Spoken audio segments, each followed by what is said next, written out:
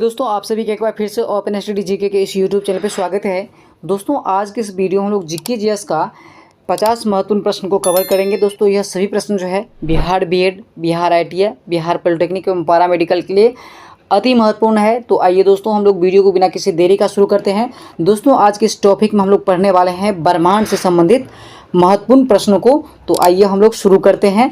देखिए पहला प्रश्न है, ब्रह्मांड का अध्ययन क्या कहलाता है। तो दोस्तों ब्रह्मांड का अध्ययन जो है क्या कहलाता है। देखिए ऑप्शन ए में देखेंगे तो देखिए ऑप्शन ए की बात करेंगे तो कॉस्मोलॉजी है, ऑप्शन बी में सिस्मोलॉजी है, ऑप्शन सी में वायरोलॉजी है, ऑप्शन डी में मायोलॉजी है। तो दोस्तों ब्रह्मांड का अध्ययन की बात करेंगे तो ब्रह्मांड का अध्ययन जो है कॉस्मोलॉजी कहलाता है। तो इस प्रश्न का जो राइट आंसर हो जाएगा ऑप्शन नंबर ए हो जाएगा।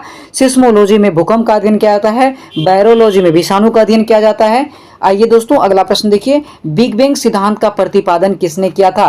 तो दोस्तों बिग बैंग सिद्धांत का प्रतिपादन की बात करेंगे तो यह जो है किसके द्वारा किया गया था। तो दोस्तों यह जो है जॉर्ज लेमेंटर के द्वारा जो है बिग बैंग सिद्धांत का प्रतिपादन किया गया था। यह काफी अच्छा और महत्वपूर्ण प्रश्न है, एग्जाम में कई बार रिपीट होते रहते हैं, चाहे आप किसी भी एग्जाम का तैयारी कर रहे हो। आइए दोस्तों अगला प्रश्न देखिए, सबसे बड़ा तारामंडल कौन है। तो दोस्तों सबसे बड़ा तारामंडल की बात करेंगे तो देखिए ऑप्शन ए को देखेंगे तो ऑप्शन ए में हाइड्रा है, ऑप्शन बी में सुपरनोवा है, ऑप्शन सी में सेंट्रोस है, ऑप्शन डी में हेलिना है। तो दोस्तों सबसे बड़ा तारामंडल की बात करेंगे तो यह जो है कौन सा हो जाएगा, सेंट्रोस तारामंडल की बात करेंगे तो यह सबसे बड़ा तारामंडल है। तो इस प्रश्न का जो राइट आंसर हो जाएगा ऑप्शन नंबर सी हो जाएगा। उसके बाद देखिए दोस्तों, किस ग्रह के पास कोई उपग्रह नहीं है। दोस्तों ये जो है बहुत बढ़िया प्रश्न है कि किस ग्रह के पास कोई उपग्रह नहीं है। देखिए बृहस्पति है, बुध है, शुक्र है, और ऑप्शन डी में देखिएगा तो ऑप्शन डी में दिया हुआ है बी एवं सी दिया हुआ है। तो दोस्तों बिना उपग्रह वाला ग्रह की बात करेंगे तो इनमें जो है एक तो बुध आता है और दूसरा शुक्र आता है। यानी बुध और शुक्र की बात करेंगे तो यह दोनों ऐसा उपग्रह है, यह दोनों ऐसा ग्रह है जिनके पास कोई उपग्रह नहीं है। तो इस प्रश्न का जो राइट आंसर हो जाएगा ऑप्शन नंबर डी की बात करेंगे तो ऑप्शन नंबर डी जो है यानी बुध और शुक्र जो है यह दोनों जो है ग्रह है जिनके पास कोई भी उपग्रह नहीं है। तो इस प्रश्न का जो राइट आंसर हो जाएगा ऑप्शन नंबर डी हो जाएगा। उसके बाद देखिए दोस्तों, सी ऑफ ट्रैंक्विलिटी की बात करेंगे तो यह जो है कहाँ स्थित है। तो दोस्तों सी ऑफ ट्रैंक्विलिटी की बात करेंगे तो देखिए ऑप्शन ए में दिया हुआ है, यह जो है पृथ्वी पे स्थित है, यह सूर्य पे स्थित है, यह चंद्रमा पे स्थित है और यह मंगल पे स्थित है। तो दोस्तों सी ऑफ ट्रैंक्विलिटी की बात करेंगे तो यह कहाँ स्थित है, आप लोग बताइए कमेंट बॉक्स में। तो यह जो है आपको चंद्रमा पे स्थित है। तो इस प्रश्न का जो राइट आंसर हो जाएगा ऑप्शन नंबर बी हो जाएगा। उसके बाद देखिए दोस्तों छठा प्रश्न की बात करेंगे तो छठा प्रश्न जब देखिएगा आपको तो अच्छा जो है प्रश्न है यह, ब्रह्मांड में विस्फोटी तारा क्या कहलाता है। तो दोस्तों ब्रह्मांड में विस्फोटी तारा को हम लोग क्या कहते हैं। तो दोस्तों इनको जो है अभिनव तारा के नाम से जाना जाता है। तो इस प्रश्न का जो राइट आंसर हो जाएगा ऑप्शन नंबर सी हो जाएगा। उसके बाद देखिए दोस्तों सातवां प्रश्न है, किनके बीच की औसत दूरी को खगोलीय एकक कहा जाता है। तो दोस्तों किनके बीच की दूरी को जो है खगोलीय एकक कहा जाता है। तो यह जो है पृथ्वी तथा सूर्य के बीच की औसत दूरी को हम लोग जो है खगोलीय दूरी कहते हैं या खगोलीय एकक कहते हैं। तो इस प्रश्न का जो राइट आंसर हो जाएगा ऑप्शन नंबर ए हो जाएगा। उसके बाद देखिए दोस्तों आठवां प्रश्न है, प्रकाश वर्ष मात्रक है। तो दोस्तों प्रकाश वर्ष की बात करेंगे तो यह जो है किसका मात्रक है। तो दोस्तों प्रकाश वर्ष जो है दूरी का मात्रक है। तो इस प्रश्न का जो राइट आंसर हो जाएगा ऑप्शन नंबर ए हो जाएगा। शक्ति का मात्रक वाट होता है और दाब का मात्रक जो है पास्कल होता है। उसके बाद देखिए दोस्तों नौवां प्रश्न है, सूर्य की ऊर्जा का मुख्य स्रोत है। तो दोस्तों सूर्य से जो हमें ऊर्जा मिलता है उसका मुख्य स्रोत क्या हो सकता है। आइए हम लोग ऑप्शन के हिसाब से दिमाग लगाते हैं। तो देखिए सबसे पहला है नाभिकीय विखंडन अभिक्रिया होता है सूर्य में। उसके बाद देखिए नाभिकीय संलयन अभिक्रिया होता है, प्रकाश की प्रकीर्णन होता है और इनमें से कोई नहीं होता है। तो दोस्तों सूर्य की ऊर्जा का मुख्य स्रोत जो है क्या हो जाएगा। तो यह आपको जो है नाभिकीय संलयन के कारण जो है यानी सूर्य में जो है नाभिकीय संलयन होता है जिसके कारण हमें जो है ऊर्जा की प्राप्ति होती है। तो इस प्रश्न का जो राइट आंसर हो जाएगा ऑप्शन नंबर बी जो है सही आंसर हो जाएगा। दोस्तों प्रकाश की प्रकीर्णन की बात करेंगे तो देखिए प्रकाश का प्रकीर्णन जो है यह भी एग्जाम में काफ़ी अच्छा प्रश्न बनाता है कि प्रकाश का प्रकीर्णन का उदाहरण जो है देखिए पृथ्वी का रंग हमें नीला प्रतीत होता है किस कारण से। तो यह जो है प्रकाश के प्रकीर्णन से, यानी रंग वाला जहाँ भी मैटर आता है वहाँ जो है आपको मैक्सिमम प्रश्न में जो है प्रकाश का प्रकीर्णन देखने को मिलेगा। तो इस प्रश्न प्रश्न का जो राइट आंसर हो जाएगा ऑप्शन नंबर बी हो जाएगा।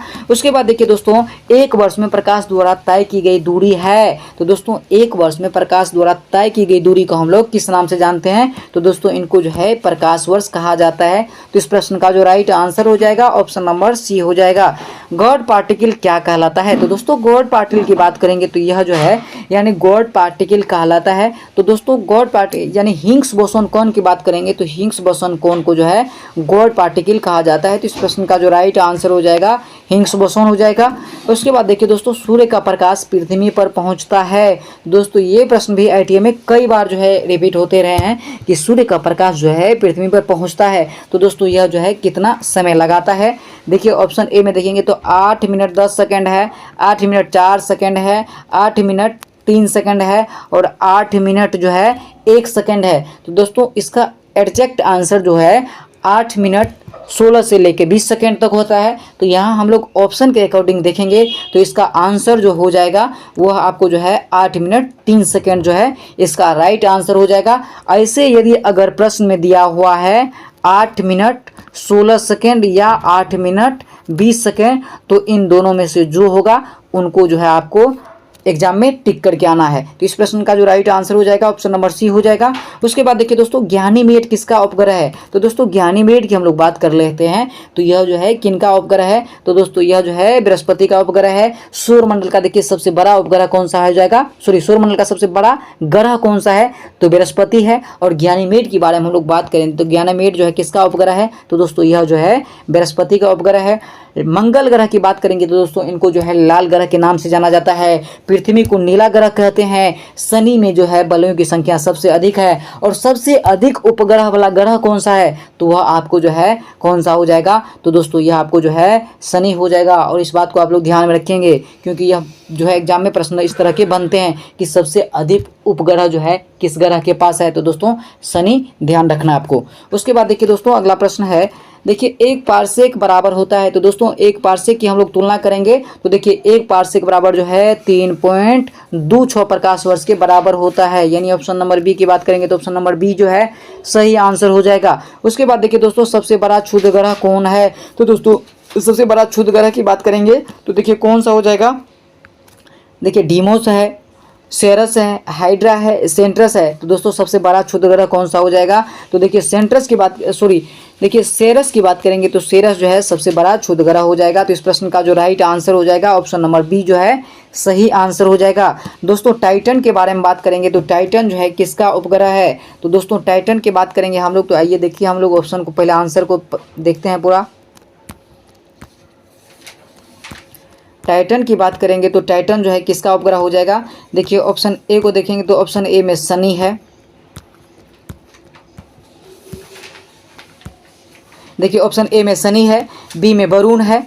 ऑप्शन ए में शनि है, बी में वरुण है और सी में अरुण है और डी में बृहस्पति है। तो दोस्तों टाइटन की बात करेंगे तो टाइटन जो है यह जो है किसका उपग्रह है? तो दोस्तों यह जो है शनि का उपग्रह है। तो इस प्रश्न का जो राइट आंसर हो जाएगा शनि हो जाएगा। उसके बाद देखिए दोस्तों, सूर्य की सतह का तापमान कितना होता है? दोस्तों यह प्रश्न जो है आईटीआई, पॉलिटेक्निक, पैरामेडिकल तीनों के लिए एकदम पूरा स्टार मार्क लगाइए, यह बढ़िया प्रश्न है।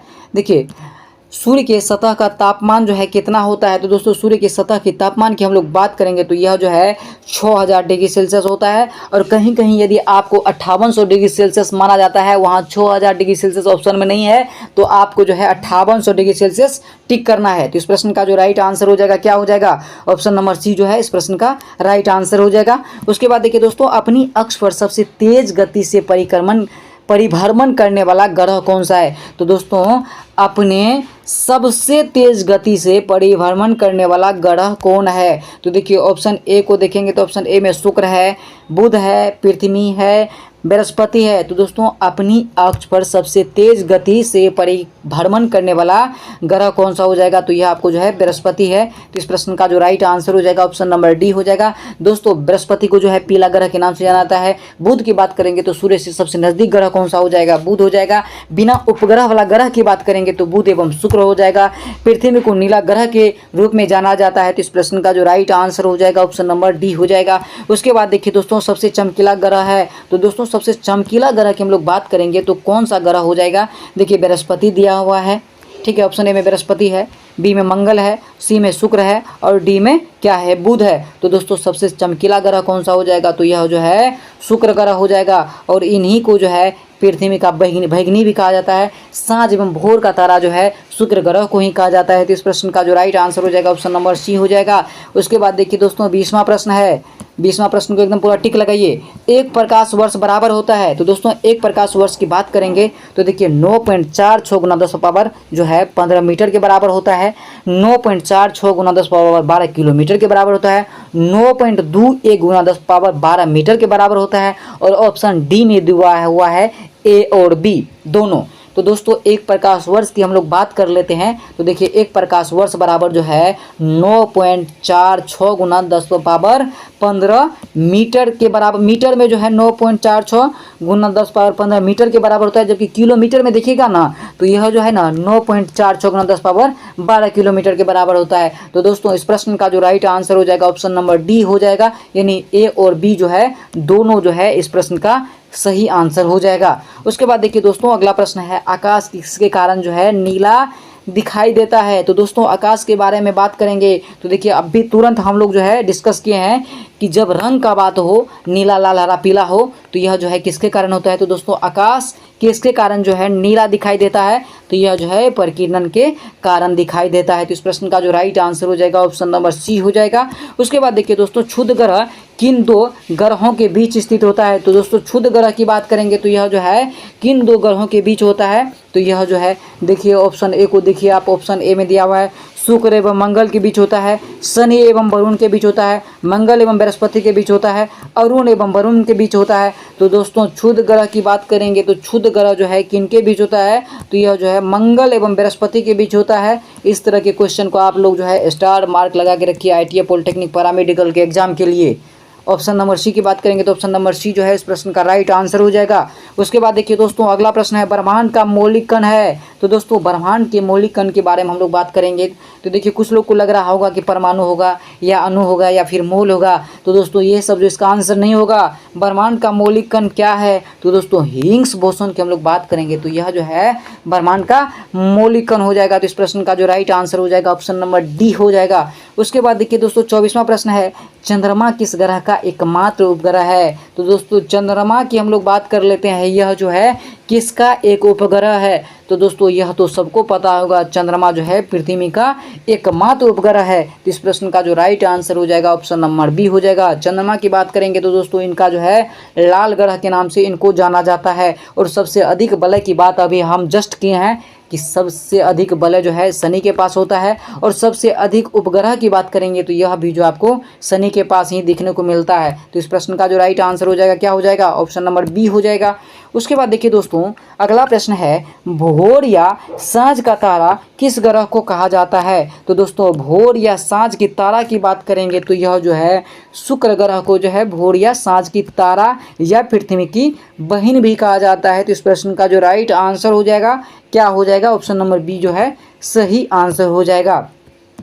उसके बाद देखिए दोस्तों 26वां प्रश्न है। 26वां प्रश्न को एक बार गौर से देखिए क्या है, भू स्थिर उपग्रह को कितनी ऊंचाई पर जो है स्थापित किया जाता है। तो दोस्तों भू स्थिर उपग्रह की बात करेंगे तो इनको जो है कितना किलोमीटर की ऊंचाई पर जो है स्थापित किया जाता है। तो दोस्तों भू स्थिर उपग्रह को जो है 36,000 किलोमीटर की ऊंचाई पर जो है स्थापित किया जाता है। तो इस प्रश्न का जो राइट आंसर हो जाएगा, आपको तो पता चल ही गया होगा कि ऑप्शन नंबर डी जो है इस प्रश्न का सही आंसर होने वाला है। उसके बाद देखिए दोस्तों 27वां प्रश्न है, प्लूटो है। तो दोस्तों प्लूटो के बारे में बात करेंगे तो प्लूटो को जो है 2006 से जो है किस श्रेणी में रखा गया है। तो दोस्तों इनको जो है 2006 से जो है बौना ग्रह की श्रेणी में रखा गया है। तो इस प्रश्न का जो राइट आंसर हो जाएगा ऑप्शन नंबर सी जो है सही आंसर हो जाएगा। देखिए पृथ्वी के सबसे निकट तारे के प्रकाश को पृथ्वी तक पहुंचने में जो है कितना समय लगता है। तो दोस्तों पृथ्वी के सबसे निकट के तारे की बात करेंगे तो इनके प्रकाश को जो है पृथ्वी तक पहुंचने में कितना समय लगता है। तो देखिए ऑप्शन ए में है 2.2 वर्ष, 3.2 वर्ष, 4.2 वर्ष, 4.5 वर्ष। तो दोस्तों पृथ्वी के सबसे निकट तारे के प्रकाश को पृथ्वी तक पहुंचने में कितना समय लगता है। तो यह जो है 4.2 वर्ष लगता है। तो इस प्रश्न का जो राइट आंसर हो जाएगा 4.2 वर्ष हो जाएगा। आइए दोस्तों अगला प्रश्न देखिए, जीवाश्म ग्रह के नाम से किसे जाना जाता है? दोस्तों 3 स्टार लगा के रखिए। जीवाश्म ग्रह के नाम से किस ग्रह को जाना जाता है? तो दोस्तों जीवाश्म ग्रह के नाम से जो है चंद्रमा को ही जाना जाता है। तो इस प्रश्न का जो राइट आंसर हो जाएगा ऑप्शन नंबर डी हो जाएगा। उसके बाद देखिए दोस्तों, सबसे कम समय में सूर्य की परिक्रमा करता है। तो दोस्तों सबसे कम समय में जो है सूर्य की परिक्रमा जो है कौन सा ग्रह करता है? तो दोस्तों यह जो आपको बुध ग्रह करता है, जो कि सूर्य के सबसे नज़दीक स्थित होता है। आइए दोस्तों अगला प्रश्न देखिए। उसके बाद देखिए अगला प्रश्न की बात करेंगे तो 31वां नंबर प्रश्न है। देखिए थोड़ा सा हम लोग प्रश्न निकाल रहे हैं, तब तक में आप जो है चैनल को लाइक सब्सक्राइब शेयर जरूर कीजिए। यदि आपको पसंद आ रहा है वीडियो तो, नहीं आ रहा है तो छोड़ दीजिए, कोई बात नहीं है, ठीक है। उसके बाद देखिए दोस्तों अगला प्रश्न है, सूर्य का दीप्तमान सतह क्या कहलाता है? तो देखिए सूर्य का जो है दीप्तमान सतह की बात करेंगे तो इनको जो है क्या कहते हैं? देखिए इनको जो है ऑप्शन ए में दिया हुआ है, वर्णमंडल कहा जाता है, प्रकाश मंडल कहा जाता है, स्थल मंडल कहा जाता है, कोरोना कहा जाता है। तो दोस्तों सूर्य के दीप्तमान सतह को क्या कहते हैं? प्रकाश मंडल कहते हैं। तो इस प्रश्न का जो राइट आंसर हो जाएगा ऑप्शन नंबर बी जो है सही आंसर हो जाएगा। पृथ्वी की बहन क्या कहलाता है? तो दोस्तों पृथ्वी की बहन की बात करेंगे तो दोस्तों कई बार हम अभी तक में रिपीट कर चुके हैं कि पृथ्वी का बहन किसको कहते हैं? तो दोस्तों शुक्र को जो है पृथ्वी का बहन भी कहा जाता है, और सांझ एवं भोर का तारा भी जो है किसको कहा जाता है? शुक्र को ही कहा जाता है। उसके बाद देखिए सूर्य से पृथ्वी की दूरी कितनी है? तो दोस्तों सूर्य से पृथ्वी की दूरी की बात करेंगे तो यह जो है लगभग 149.6 मिलियन किलोमीटर दूर है। तो इस प्रश्न का जो राइट आंसर हो जाएगा ऑप्शन नंबर ए हो जाएगा। सर्वाधिक उपग्रह वाला ग्रह कौन है? तो दोस्तों सबसे अधिक उपग्रह किसके पास है? तो यह जो है शनि के पास है। तो इस प्रश्न का जो राइट आंसर हो जाएगा ऑप्शन नंबर ए हो जाएगा। देखिए आकाशगंगा की आकृति कैसी है? तो दोस्तों आकाशगंगा की आकृति की बात करेंगे तो इनका आकृति कैसा है? सर्पिलाकार है। तो इस प्रश्न का जो राइट आंसर हो जाएगा ऑप्शन नंबर ए हो जाएगा। उसके बाद देखिए दोस्तों बढ़िया प्रश्न है, सबसे गर्म ग्रह कौन सा है? तो दोस्तों सबसे गर्म ग्रह की बात करेंगे तो कौन सा हो जाएगा? तो यह आपको शुक्र जो है, जिनको हम लोग पृथ्वी की बहन कहते हैं, यह जो है सबसे गर्म ग्रह हो जाएगा। तो इस प्रश्न का जो राइट आंसर हो जाएगा ऑप्शन नंबर डी हो जाएगा। ग्रह के गति का नियम का प्रतिपादन किसने किया था? दोस्तों 3 स्टार लगा के रखिए कि ग्रह की गति का नियम का प्रतिपादन किसने किया था? तो यह जो है जोहान्स केपलर के द्वारा जो है ग्रह की गति का नियम का प्रतिपादन किया गया था। तो इस प्रश्न का जो राइट आंसर हो जाएगा ऑप्शन नंबर सी हो जाएगा। देखिए हमारा सौरमंडल या सूर्य जिस आकाशगंगा में स्थित है उसे किस नाम से जाना जाता है? तो दोस्तों हमारा सौरमंडल या सूर्य की बात करेंगे तो यह जिस आकाशगंगा में नहीं स्थित है उनको हम लोग जो है मिल्की वे या दूध मेखला के नाम से जाना जाता है। तो इस प्रश्न का जो राइट आंसर हो जाएगा ऑप्शन नंबर ए हो जाएगा। देखिए पृथ्वी के सबसे निकट स्थित ग्रह कौन सा है? तो दोस्तों पृथ्वी के सबसे निकट स्थित जो है ग्रह की बात करेंगे तो कौन सा हो जाएगा? दोस्तों यह जो आपको शुक्र हो जाएगा। और इनकी यानी पृथ्वी एवं सूर्य की बात जो है मतलब पृथ्वी और सूर्य के बीच की बात करेंगे, हम लोग जो है तुलना करेंगे तो लगभग मैक्सिमम चीज़ जो है इन दोनों में समानता रखती है। तो इस प्रश्न का जो राइट आंसर हो जाएगा ऑप्शन नंबर डी हो जाएगा। आइए दोस्तों अगला प्रश्न है, चंद्रमा का प्रकाश पृथ्वी तक पहुंचने में कितना समय लगता है? तो दोस्तों चंद्रमा का प्रकाश की बात करेंगे तो यह जो है पृथ्वी तक पहुँचने में 1 मिनट 3 सेकेंड लेता है, और सूर्य का प्रकाश जो है 8 मिनट 16 से 20 सेकंड का टाइम लेता है। तो इस प्रश्न का जो राइट आंसर हो जाएगा ऑप्शन नंबर बी हो जाएगा। उसके बाद देखिए दोस्तों तारामंडल की कुल संख्या कितना है? बताना है आप लोग को कमेंट बॉक्स में, तारामंडल का कुल संख्या कितना है? तो दोस्तों यह आपको जो है 89 तारामंडल है। तो इस प्रश्न का जो राइट आंसर हो जाएगा ऑप्शन नंबर सी हो जाएगा। देखिए धूमकेतु कितने वर्ष के अंतराल पर दिखाई देता है? तो दोस्तों धूमकेतु की बात करेंगे दोस्तों, इसको स्टार मार्क लगा के रखिए कि धूमकेतु जो है कितने वर्षों के अंतराल पे दिखाई देता है? तो दोस्तों यह जो है 76 वर्ष के अंतराल पे जो है दिखाई देता है। तो इस प्रश्न का जो राइट आंसर हो जाएगा ऑप्शन नंबर बी हो जाएगा। दोस्तों धूमकेतु की बात करेंगे तो यह जो है कब दिखेगा? तो यह जो है नेक्स्ट जो है 2062 में दिखने वाला है। तो इस प्रश्न का जो राइट आंसर हो जाएगा ऑप्शन नंबर बी हो जाएगा। देखिए सूर्य का संघटक है, तो दोस्तों सूर्य से जो हमें ऊर्जा प्राप्त होती है तो नाभिकीय संलयन के कारण प्राप्त होती है, और नाभिकीय संलयन में जो है यानी सूर्य के मुख्य संघटक की बात करेंगे तो इनमें जो है क्या क्या होता है? तो दोस्तों इनमें जो है हाइड्रोजन होता है, और जो है क्या होता है? हीलियम होता है। यानी हाइड्रोजन और हीलियम जो है सूर्य का मुख्य संघटक है। तो इस प्रश्न का जो राइट आंसर हो जाएगा option number A and B की बात करेंगे तो दोनों जो है इस प्रश्न का आंसर हो जाएगा, यानी ऑप्शन नंबर सी हो जाएगा। उसके बाद देखिए दोस्तों, तारे का रंग किसका सूचक है? तो दोस्तों तारे की रंग की बात करेंगे तो यह जो है किसका सूचक है? तो दोस्तों यह जो है ताप का सूचक है। तो इस प्रश्न का जो राइट आंसर हो जाएगा ऑप्शन नंबर सी हो जाएगा। उसके बाद देखिए दोस्तों, पृथ्वी का सबसे निकटतम तारा कौन सा है? तो दोस्तों पृथ्वी के सबसे निकटतम तारा की हम लोग बात कर लेते हैं। तो पृथ्वी का सबसे निकटतम तारा की बात करेंगे तो यह आपको जो है सूर्य हो जाएगा। तो इस प्रश्न का जो राइट आंसर हो जाएगा ऑप्शन नंबर डी हो जाएगा। और कहीं कहीं जो आपको परीक्षा सेंचुरी भी देखने को मिलेगा, लेकिन इसका राइट आंसर की बात करेंगे तो ऑप्शन नंबर डी ही होगा। दोस्तों यह टॉपिक इतना महत्वपूर्ण था कि समझ नहीं सकते हैं, क्योंकि यह जो है फिजिक्स एवं ज्योग्राफी दोनों का मिला जुला रूप है, इसीलिए यह जो है काफ़ी अच्छा वीडियो था। तो आइए दोस्तों, आज की इस वीडियो को हम लोग यहीं तक रखेंगे। उम्मीद करते हैं सेशन आपको बेहद लाजवाब पसंद आया होगा। यदि हमारे चैनल पे तो चैनल को लाइक सब्सक्राइब शेयर जरूर करेंगे। वीडियो देखने का आप सभी को बहुत बहुत धन्यवाद।